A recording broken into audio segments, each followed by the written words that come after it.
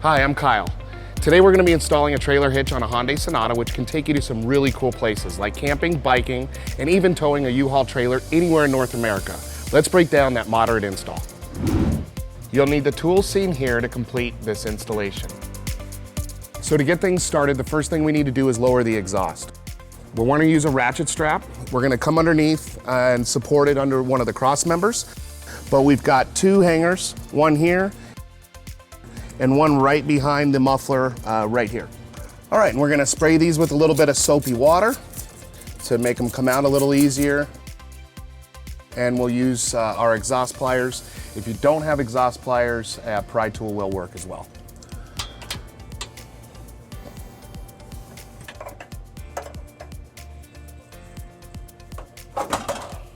All right, the next step in this process is the removal of the heat shield. We've got 4 bolts. We've got one here, here, here, and then all the way in the back right here.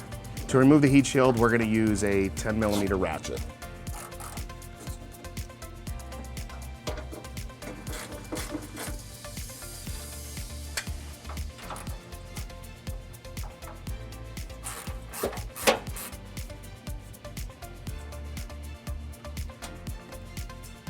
And now we're going to remove our heat shield by pulling down and out.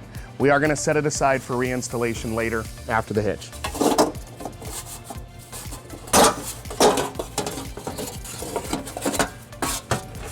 All right, the instructions for this hitch call for the removal of an underbody panel, which is not present on this particular vehicle. So if present, the 6 fasteners would be here, here, here, top of the frame rail, and on the side of the fender. All right, now with our exhaust and heat shield removed, we've exposed our attachment holes in the frame. We've got 2 holes on each side, 2 on the passenger, 2 on the driver. All right, so starting on our passenger side, we found our attachment holes and they've got a little bit of foam tape covering them. So I'm just gonna use my fingernail to start pulling that away and expose the actual hole underneath. So on the driver's side, we've got the same thing. We've got 2 holes covered with foam tape. We're just gonna slowly remove that with our fingernail as well. All right, the next step in our process involves in putting the bolts into the frame. We're gonna use a fish wire technique to do that. And some vehicles you will need to enlarge the hole, and as you'll see, this bolt is a little larger than the hole is provided. The instructions call for the enlargement of this hole here. We are gonna be inserting a carriage bolt and also a spacer block into that hole, and you can see neither one of them fit. All right, there are many techniques for hole enlargement. Today we're gonna be using an air die grinder with our carbide bit and an air line. Always make sure you're wearing your safety glasses. Now with our hole enlarged, we can see that our carriage bolt, spacer block fit inside the hole. We're gonna repeat this process on the other side, and then we can use our fish wire technique to drop the bolts into place. All right, we're gonna start with our standard fish wire technique. We're gonna put this up and through the frame, push it through, and we'll feel for it to come out here on the other side. All right, on this side, we're gonna start with our spacer block, push that through, and then our bolt second.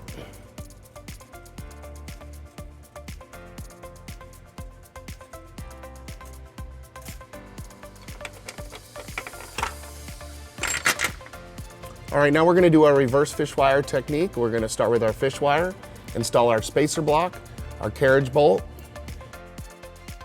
and then we're gonna insert these into the frame, pulling them back through just like we did our front one. All right, we're gonna remove our fish wires. This hardware kit only came with 2 fish wires. So we're gonna remove them to reuse them on the passenger side, and we're gonna leave them installed on the passenger side because it'll be more difficult to install. Okay, we're gonna go ahead and repeat this process on the passenger side.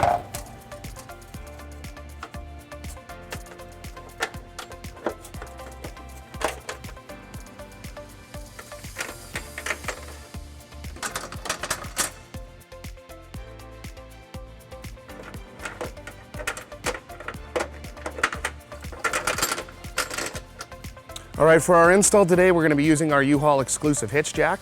If you don't have one of these, you will need an extra set of hands as this hitch is pretty heavy. All right, with our muffler on this side, it was a little easier to leave the fish wires in. So with our rearmost bolt, we're gonna take the wire coming down from it and go through the back bolt on the hitch. All right, and our wire from the frontmost bolt, we're gonna install in the frontmost hole on the hitch. And we do this so that we don't lose the hardware in the frame. All right, we're gonna go ahead and lift our hitch into position, being careful not to push our bolts on the driver's side into the frame.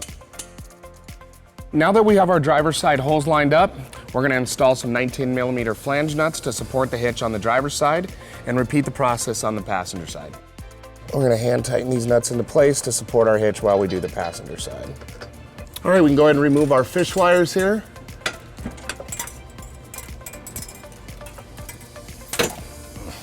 And install our flange nut.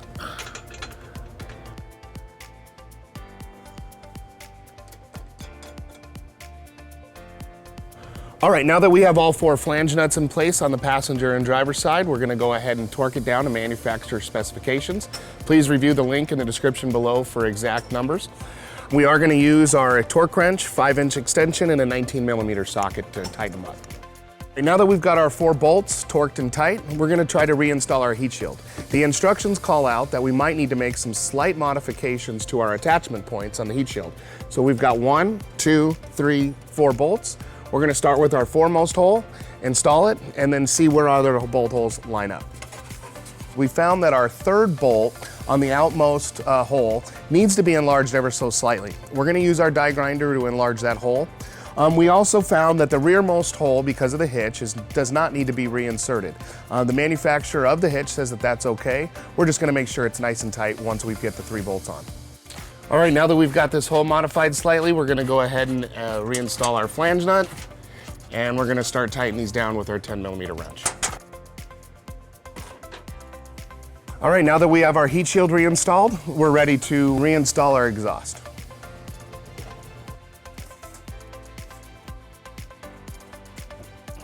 And remove our strap.